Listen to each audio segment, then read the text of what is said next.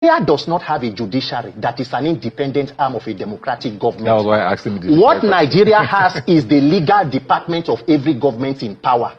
That is what Nigeria has. Nigeria's judiciary is not the last hope of the common man. It is the last hope of the uncommon man. An institution that should protect everybody, no matter your class or status, has now been weaponized against the people. And only the people of Nigeria, because guess what? If you think this problem is just about Rivers State, you are being ridiculous. You are just making a joke because they test it somewhere. If you want to see what state's capture look like, you can look at Lagos State, where there is no meaningful opposition. A senator in Nigeria, Senator Ireti Kingigbe in Abuja, on a rise during the Natasha Bruhaha, told the nation on TV that the National Assembly is not opposition friendly. A National Assembly that should perform oversight. Imagine a democracy without opposition. If you do not fix an electoral system to be able to hold these people accountable, wait for 2027 and see how wild this race gets. So from what all of you are saying, right, the legislature is gone. Captured. The judiciary is also not necessarily standing on 2 feet. The people need to do something. Yeah. You know, whether constitutional crisis or not, what I want to say is that there is a dangerous level of ignorance amongst Nigerians. And this ignorance is not just about the educated, the illiterate folks. It's more with the educated. What we are seeing in Nigeria today is a deliberate attempt to convert the entire state into a one-party state. And Nigerians are gleefully, applauding it into its full implementation. I believe in strong leadership. And if we want to address the issues in Rivers State, you must go to the root cause of the problem. Any other thing you're doing is addressing a symptom and leaving the cause.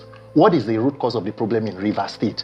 A man who was a former governor, who had the opportunity to be former chairman, former chief of staff, became governor, believes he has had so much power to the extent that he boasted on TV in 2023 that he single-handedly purchased forms for everybody who contested election in Rivers State under PDP in 2023. And so having installed the government that is there, he has a right to dictate how the government runs. So right now, instead of us paying attention to why should one person be able to install a government, do Rivers people not have the capacity to pick a governor? So the problem that led us here is a failed and corrupt electoral system. Until you fix that system that empowers one person to be able to boast and tell you that I have installed a government or a puppet, then you are going to be going round in circles. And before you know, another election cycle comes, they do what they're able to do, and then we continue protesting and talking about this. It is almost a little too late. And when you talk about politicians, you can almost expect no pushback from them. It is a beautiful question you have asked. As it is now, the question is, what do we do moving forward? If you bring APC lawyers to this platform, they will rationalize why what the president did is correct. If you bring other normal right-thinking persons, the NB have even criticized it. But in all of it, the administrator is seated in Rivers Government House now. The suspension will hold.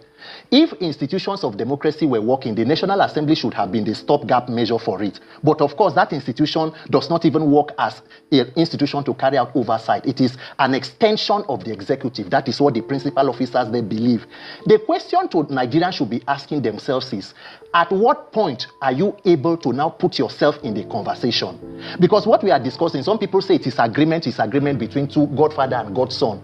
It is, for example, two criminals discussing how you want to steal or share something that does not belong to you. So you want to take. We are talking about Rivers State Commonwealth. So the people of Rivers State, what is their stake in this? And that is why I'm telling you that has only to do with electoral reform. If not for INEC and the judiciary, a lot of persons who are in the National Assembly will not be there today.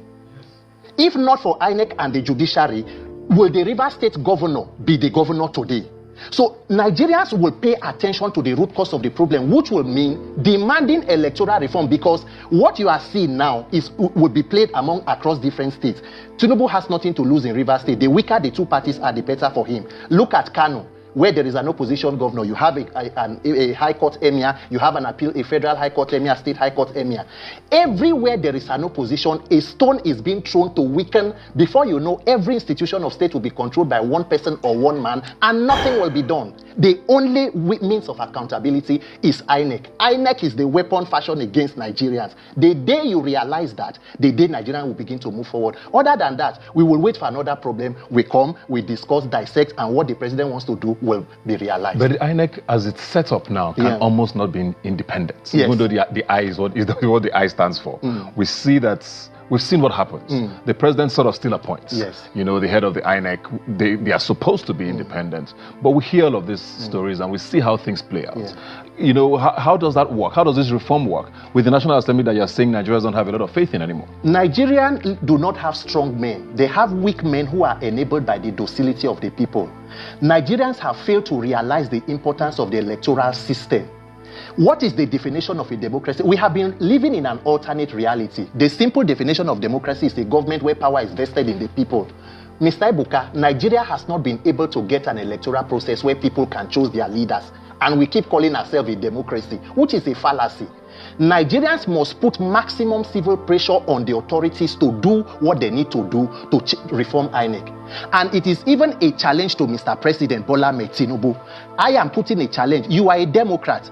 Forget about people who say you should leave your government or your government nobody wants. No, be president. But let the president come out and make a statement telling Nigerians that I believe in democracy and I am committing to free, fair, credible elections in 2027.